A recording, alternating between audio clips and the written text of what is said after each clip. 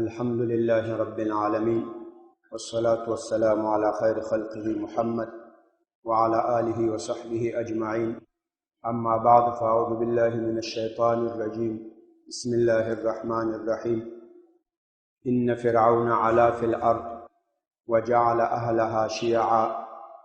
يستضعف طائفة منهم يذبح أبناءهم ويستحيي نساءهم إنه كان من المفسدين. قال رسول الله صلى الله عليه وسلم: لتنقضن عرى الإسلام عروة عروة، فكلما انتقضت عروة تشبث الناس بالتي تليها، وأولهن نقضا الحكم وآخرهن الصلاة. رواه الإمام أحمد في مسنده. محترمو، موږ تاسو ویلو وروسته له دې نه سیکولریزم، بېدیني، لادینیت، غربي نظامونه، شرقي نظامونه، هغه نظامونه چې هغه له یورپ نه راغلي ول، هغه نظامونه چې هغه له روس نه راغلي ول، کله چې دغه نظامونه اسلامي نړۍ ته راغلل، لکه مثال تاجکستان، ازبکستان، ترکمنستان، افغانستان، دې ته کمونیزم راغی چې هغه شرقي نظام و، هغه شرقي سیکولریزم و، لادینیت و بېدیني وه. او د نورو ملکونو ته لکه مصر و الجزایر و سوریه و شام و عراق و دا هند چې په هغه وخت کې ټول یو ځای و، دې ته غربي سیکولریزم، غربیان راغلل، اسپانویانو، پرتګالیانو، فرانسویان، دا خلک راغلل. کله چې دوی بیرته شکست وکړو، دغه سیکولریزم، لادینیت، بېدیني، د غربي او شرقي نظامونو مسلمانانو ته چې اول شی پرېښودل، هغه تفرق په میراث باندې ورته پرېښودل. مسلمانان یې ټوټه ټوټه کړل، په ملکونو باندې تقسیم کړل، لکه هغه د موږ تاسې وینو. له دې نه وروسته عزتمندو دا مخکې ویلي وو، له دې نه وروسته بل مصیبت چې مسلمانانو کې جوړ شو، نو دا ملکونه خو جوړ شول، اوس به هر ملک خپله پاچاهي لري، خپل پاچا به لري، په اصطلاح خپل رئیس جمهور به لري، خپل یو قانون به لري، خپل یو آیین به لري. بیا هر ملک ته خپل خپل قانون، خپل خپل آیین جوړ کړو. هغه قانون، هغه آیین چا جوړ کړو؟ هغه هر ملک چې د چا تر سلطې لاندې و، د چې کومې امپراتورۍ تر سلطې لاندې چې و، قانون به هغه ورته جوړول. لکه تاجکستان و ازبکستان، دې ته کمونستانو خپل مدني قانون دا جوړ کړو. هند دغو منطقو ته انګریزانو خپل قانون جوړ کړو، آیین ورته جوړ کړو. الجزایر و تونس و کوم چې فرانس د اسپانیې په لاس کې ول، هغو ته اسپانویانو خپل قانون جوړ کړو. مصر و داسې نور ملکونه چې د فرانسویانو په لاس کې ول، هغو ته فرانسویانو خپل قوانین جوړ کړل، قوانین وضعي د خپل لاس جوړ کړي. ترکان چې مصطفی کمال اتاتورک ورته راغی، هغو هم اسلامي قانون، د اسلام قانون، هغه شاته غورځار کړو، خپل یو قانون یې ورته جوړ. له اختلاف نه وروسته، له تقسیم و له افتراق نه وروسته، مسلمانانو له ټوټه ټوټه کېدو نه وروسته، دویم شی چې په اسلام کې تر پښو لاندې سو، هغه حکم و. عزتمند، د اسلام حکم، د اسلام نظام، د اسلام فیصلې هغه تر پښو لاندې سولې. ټول غربي نظامونه هغه اوس هم په دې ملکو باندې مسلط دي. غربي قوانین، د یورپ و د روسانو د دغو قوانین هغه اوس هم دلته مسلط دي، صرف هغه نومان بدل شوي دي. مخکې به راسن د فرانسې، د ایټالیا او د اسپانیا او د انګریزانو تر سلطې لاندې ول، د روسانو تر سلطې لاندې ول. اوس هغوی تللي دي، نومان یې نور پرېښودلي، پلانی ملک، پلانی ملک، پلانی ملک، خو نظامونه، هغه اصول، هغه قوانین، آیین، هغه اوس هم دغو ملک پکې چلیږي.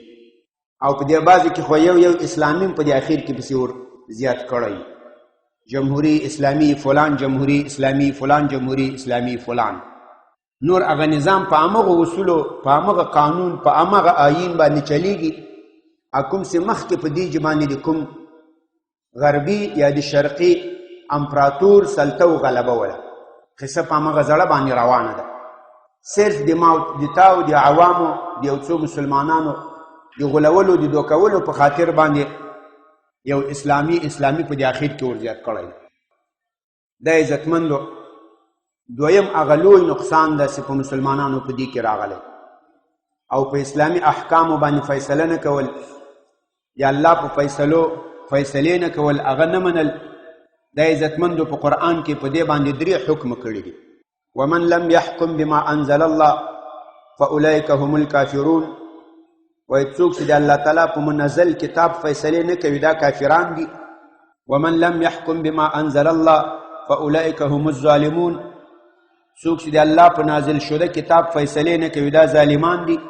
ومن لم يحكم بما انزل الله فاولئك هم الفاسقون. او څوک چې د الله په منزل کتاب باندې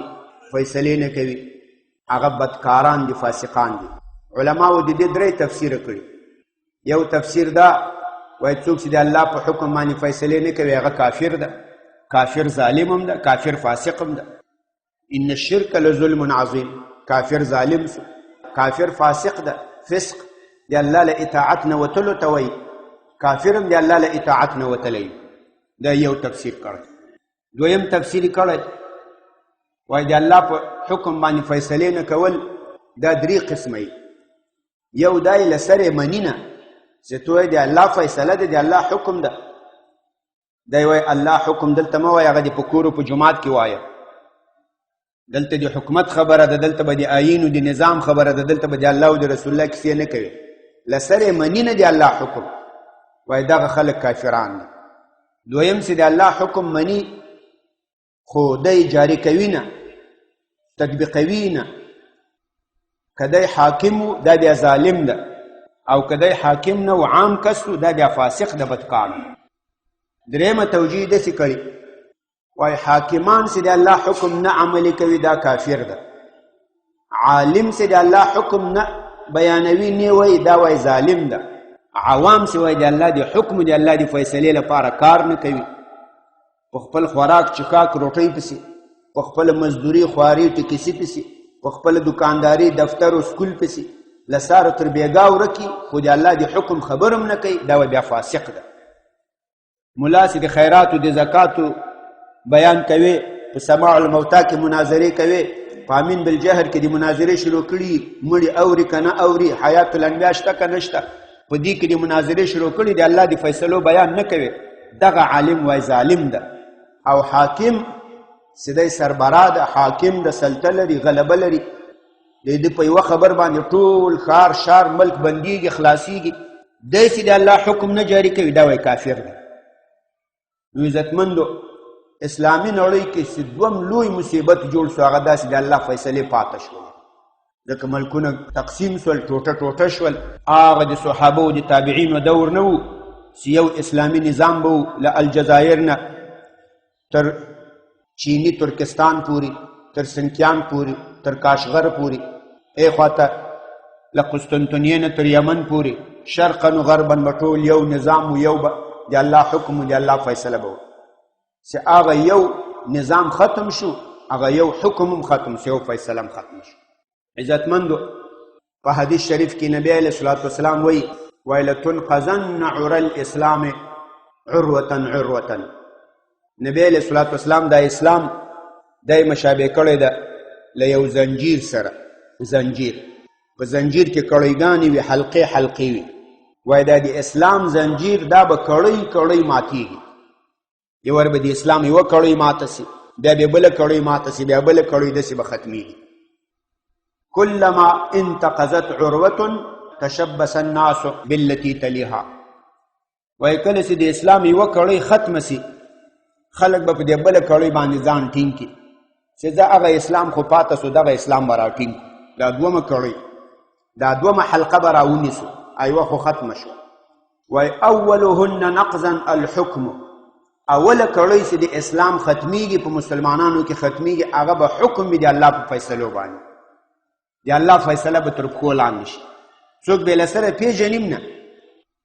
د الله حکم چې ورته بیانوي دی به ناشنا ورته ښکاري چې دا خو نه وي کیسه ده. دا کله کله موږ له چا سره خبر کوو، هغه وایي دا کیسې دا اوس را شروع شوې، دا موږ مخکې نه وي اورېدلي، مخکې د رښتیا هم نه وي اورېدلي، دا قیسې خلکو هېرې کړي وې. فیصله د الله په حکم باندې دا خلکو هیره کړي وله دا له خلکو نه پاته وه تا ته رښتیا هم نوي ښکارېږي کیدای شي دا اوس هم د ما خبرې ډېرو ته نوي ښکارېږي دا خو نوې کیسه پکې شروع کړي دا ته نه یې ملامت محترمه دا په تا کې دومره ملامتي هم نشته ده دا قصه خلکو پرېښودلې وه دا کړۍ خلکو پرېښودلې وه و آخرهن الصلاة و آخري کړۍ چې د اسلام ختمیږي هغه به لمونځ یعنی نور به ذات الله لمانځه وروسته به نو بیا ذاتي قیامت قدرمنو له دې نه وروسته بېدیني لادیني هغه عزتمندو د مسلمانانو د ژوند په ټول ژوند کې ورداخله سوي ده د اسلام یو شعبه هم ته نسې کولی چې هغه له بېدیني له لادینیتو له سیکولریزمو له غربي له شرقي له کمونیزم د دې له تاثیراتو نه دا خالی پاته سوي تاریخ سیکولریزم د موږ په تاریخ کې هم لاس وګلی ده عزتمندو دلته به تاسې ډېرو سکول ویلی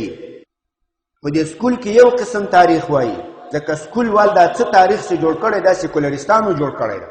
دا بېدینه خلکو جوړ کړی ده هغوی د انسان یو بل قسم تاریخ بیانوي وایي انسان د داروین نظریه ده داروین په یورپ کې کوم کس تیر شوی و د بیالوژي د علم ډاکټر و څه بلا و هغه داروین ویلي وایي دا انسان چې و دا وایي چېرته یو ډنډ و تالاب و د اوبو په دې اوبو کې یو چنجی پیدا سو چنجی بیا راووتل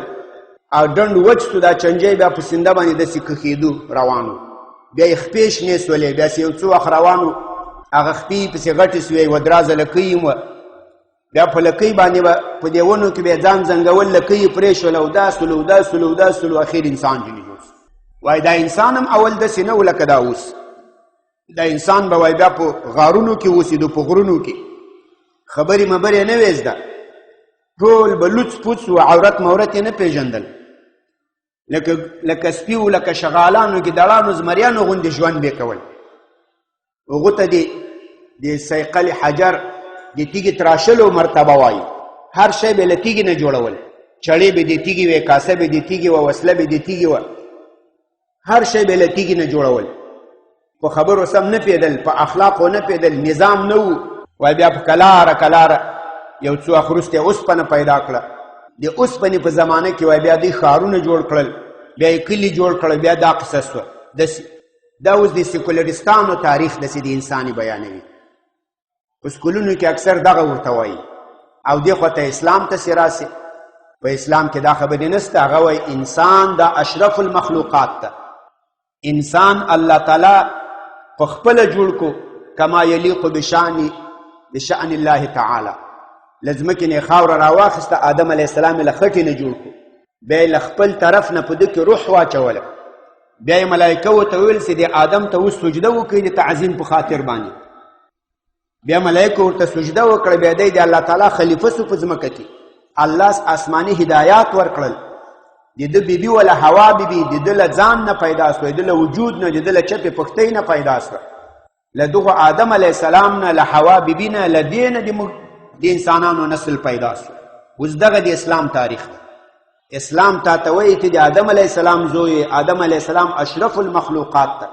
الله په خپله جوړ کړی ده له خپل طرف نه په ده کې روح اچولی او ته له جنت نه راغلی ته به بیرته جنت ته ځې ته د حوا بیبي بچی یې د پاکې بیبي بچی یې سیکولریزم درته وایي ته له چنجي نه پیدا یې ته له شادو نه پیدا یې ته په تالاب کې پیدا یې او موږ وایي له اول نه انسان متمدن و دی په ژوند پیدو په اصولو پیدو په عبادتو په اطاعتو په بندگی پیدو الله یې پیژندل ځان یې پیژندل حلال یې پیژندل حرام یې پیژندل دی وایي نه انسان یو وخت د تیږې تراشلو مرحله وله سر څه به له تیږې نه جوړول صیقل الحجر په هغې مرتبه کې وایي انسان په هېڅ هم نه پیدو داسې و لکه خر و لکه خنزیر و لکه غویی و لکه شادو دغه عزتمندو په دې سکولونو کې دغسې تاریخونه ورته وایي دا قصې ورته کوي بیا هلته تصویرونه هم جوړ کړي چې اول داسې تالاب و بیا په تالاب کې داسې چنجی ولو بیا چنجی داسې روان و بیا داسې و تاسې سکولو کتابونه وګورئ تاسې به نه یې لیدلي که چا ویلي دي هغه به نو پکې لیدلي هم دا عزتمندو دوی دا خبرې ځکه ورته کوي چې دا د انسان ضمیر مات کړي اوس چې تاسې یو چا ته وایي چې ته اشرف المخلوقات یې هغه بیا د چا غلامیت نه کوي هغه د چا بندګي نه کوي او تاسې ورته وایي چې دا له شادو له خره نه و له سپي نه جوړ ده هغه خر و شادو خر چا پسې روان وي په خره کې چې چا پړی واچول هغه به اچولی نو دا دې لپاره درته وایي چې دا انسان خپله دا ضمیر مات شي چې زم یو حیوان یم خرم یو حیوان ده حیوان هم په 10 روپۍ سي پړی ورته واخلې په غاړه کې واچوي رواني زه به هم دغسې یو شی یم عزتمندو له دې نه غیر دا نور تاریخونه چې بیانوي د انبیاو مثال اوس د موسی علیه السلام د فرعون تاریخ دی داسې نه درته بیانوي سیکولرستان بېدینه خلک چې د فرعون تاریخ بیانوي وایي فرعون داسې مترقي انسان و داسې آبادي درلودې داسې ښاریي درلودې داسې انجینران یې درلودل هغه داسې بلډینګونه جوړ کړي دي چې دا د تر اوسه پورې بلډینګونه پاته دي احرامونه ورته وایي په مصر کې 50,000 کاله وتې دي کم و زیات 50,000 کاله کېږي د ده بلډینګ ولاړ ده زموږ تاسو د کور اوس 40 کاله وځي بیا سوړي هغه 50,000 کاله ولاړ ده خپل مړو ته داسې قبرونه جوړ کړي دي وایي مړو ته داسې تابوتونه جوړ کړي تر اوسه پکې روغ جوړ پراته دي وچ سوي دي خو خوسا سوي نه دي دا فرعون خپل هم جوړ ده نور هم ډېر جوړ دي دا یو فرعون نه ده نور مړ هم شته ده دا یې وچ کړي دي داسې مواد یې پرې نو دی وایي دا داسې پوه سړی و داسې انجران یې درلود داسې ټکنالوژي یې درلوده دا احرامونه چې ده په کوم ځای کې جوړ کړي دي فرعون چېرته چې دا احرامونه جوړ کړي غټې غټې تیږې راوړي دا تیږې دومره داسې یو ګاډی هم نسي وړای او په وخت کې ګاډي نه و او د لې شاوخوا بلکل نږدې غر هم ورسره نسته ټوله سپېره دشته ده چې دا به دله کوم ځای راوړي او ټولې په انسانانو راوړي سیکولرستان بېدینه خلک تا ته د فرعون داسې تاریخ بیانوي دا فرعون هم په ذهن کې در واچوي چې دا ولا ډېر لوی سړی و د تا په ذهن کې هم راسي چې کشکې زم د فرعون سکنی وای ولا دا خو ډېر لوی خلک او اسلام څه درته وایي قرآن څه درته وایي وایي ان فرعون علا فی الارض وایي دا فرعون چې و دې سرکشي کړې وه په ځمکه کې وجعل اهلها شیعا د ځمکې خلک یې ټوکړه ټوکړه کړي وو یو د پاچا ته نږدې کسان ول قبطیان ول هغه سرداران ول او بل بني اسرائیل خوارکیان ول هغه غلامان ول جعل اهلها شیعا د ځمکې خلک یې ټوټې ټوټې کړي ول یستضعف طائفه منهم په دې خلکو کې په یوه ډله باندې ظلم کول په بني اسرائیلو باندې ظلم کول یذبح ابناءهم ویستحیي نساءهم یغو زمن به ذبح کول لورګانې به ژوندۍ پرېښودلې انه کان من المفسدین دا فرعون د فسادکارانو له جملې نه و دا کافر و دا مفسد و دا ظالم و اسلام یې داسې درته معرفي کوي قرآن یې داسې درته معرفي کوي قرآن تا ته درښیي چې دې مقابل کې موسی علیه السلام و بني اسرائیل ول هغو د الله توحید غوښتل په الله باندې ایمان غوښتل د الله تابعداري کوله فرعون ظالم و فاسد و کافر و دا نه درته وایي چې ورسې د بلډینګونو کې ګرځه دا داسې پوه سړی و داسې و د عزتمندو د سیکولریزم په تاریخ کې د لادیني او د بېدینیت په تاریخ کې تغییرات او تبدیلات یې کړي دي تاسې اوس هغه تاریخ راولولې چې هغه سیکولریست جوړ کړی هغه بېدینه سړي جوړ کړی بیخي به د انبیاو قصې به د بیخي له ذهنه ووځي فرعون به هم ښه درته ښکارېږي نمرود به هم ښه درته ښکاري کېدی شي شیطان سره دې محبت پیدا سي لکه تا به یې سیکولرستانو تاریخ ویلی عزتمندو هغه خو پرېږده لکه ما درته ویل چې دا ملکونه ټوکړې ټوکړې کړل تاریخونه یې ورته ټوکړې ټوکړې کړل اوس مثال که ته د افغانستان تاریخ راواخلې د افغانستان په سیکولریست تاریخ کې به داسې نه وګورې د افغانستان تاریخ چې یو سیکولریست لیکلی یو بېدینه سړي لیکلی یو غربي مزاجه سړي لیکلی یو کمونیست مزاجه سړي چې د افغانستان تاریخ لیکلی هغه به بیا داسې درته وایي عربانو 1400 کاله مخکې په خراسان په افغانستان باندې حمله وکړه چا په افغانستان حمله وکړه عربانو د اسلام نوم نه درته اخلي بیا افغانانو داسې سخته مقابله وکړه د افغانانو پاچیان په هغه وخت کې زنبیل شاه و زنبورک شاه و رتبیل شاه و دې ته به په کابل شاهان ویل کابل شاهان وایي دې کابل شاهانو داسې مقابله وکړه نو څوک چې معلومات یې کم وي ساده غوندې سړی وي هغه ذاتي بریتونه تاو کړي ولا زنده باد په دې تاریخ باندې د افغانان خو ډېر او رښتیا په هغه وخت کې هغه کافرو افغانانو ظالمانو ډېر سخت جنګونه کړي تباه سول الله دې پسې تباه کړي هغو ډېر سخت جنګونه کړي په یوه جنګ کې 1,000 مجاهدین شهیدان کړل دا رتبیل شاه 1,000 مجاهدین شهیدان کړل لوی تابعین پکې شهیدان شول صحابه پکې شهیدان شول خدای داسې نه درته وایي چې اسلام څو وخت افغانستان ته راغلی دی وایي د عربانو اوله حمله په افغانستان د عربانو دویمه حمله په افغانستان هغه اسلام نه د عربیت په نامو تا ته تعبیر کوي نشنلیزم په ذهن کې درچوي، قومیت په ذهن کې درچوي، عصبیت په ذهن کې درچوي، د افغانیت ټکی دی په ذهن کې درچوي. چې لا اوس د عربانو سره حساسیت پیدا سي، له اسلام سره د حساسیت پیدا سي، بل ورځ به د قرآن ته ولاړ سي. دا ولې په عربي باندې ده؟ الله خو په پښتو هم پیږي، خو پښتو قرآن به جوړ کړو. اذان ولې په عربي ده، لمونځ ولې په عربي ده، کلمه مې ولې په عربي ده، ټول به په پښتو جوړ کړم. الله خو پر شي پیږي. عزتمندو په تاریخ کې هم داسې لاس وګلی، لږ به نور هم وړاندې پسې راسو. وروسته عزتمندو د اسلامي خلافتونو په دوران کې، لکه مثال د خلفای راشدینو په زمانه کې، په دغه افغانستان کې ځینې خلکو قیامونه کړي دي د خلافت مقابله کې. د بني امیه و مقابل کې قیامونه سوي، د بني العباس خلافت عباسی مقابله کې قیام سوی. هغو ته بیا دوی څه تعبیر کوي؟ دا سیکولریست تاریخ نویسان، دا بیدینه تاریخ نویسان، هغوی بیا وایي قیام اول مردم خراسان، د خراسان د خلکو اول قیام د عربانو مقابله کې. ابو اللیث صفاری ولو، طاهر پوشنجي ولو، ابو مسلم خراسانی ولو، پلانی ولو پلانی ولو. دې ته د افغانانو یو قیام وایي، ملي پاڅون وایي، لکه دا نن سبا ملي پاڅون اول، ملي پاڅون دویم د خراسان د خلکو د عربانو مقابله کې. د اسلام مقابله کې نه، د اسلامي خلافت نوم نه اخلي، د عربانو مقابله کې. د عزتمندو سیکولرستانو د مونږ په دې تاریخ کې لاس راوګلی ده. د ایران تاریخ چې راواخلې، هغوی هم دغسې وایي د عربانو اوله حمله په فارسیانو باندې، او د فارس د خلکو دفاع له خپل وطن نه. والکه دا د عربانو حمله نه و، هغه صحابه کرام ول، هغو اسلامي نظام را درته راوړ. تاسې له کسرایانو، له کسران اخلاص کړئ، له ظالمانو، له امپراتورانو نه اخلاص کړئ. خو دوی داسې نه لیکي. په دې فارسیانو کې، په ایرانیانو کې، په دې کې لا تعصب په دوی په ذهنو کې ځای نیولی ده. بیا مثال دی عربانو دویمه حمله و، دی فارسیانو مقابله و، دی فارسیانو د ازادي جګړه، داسې تعبیرات ځینې کوي. د عزتمندو تاریخ په دې کې هم د لادینیتو بېدیني دې ځای نیولی ده. عزتمندو داسې به انشاءالله په دې نورو د ژوند په نورو شعبو کې، لکه اقتصاد،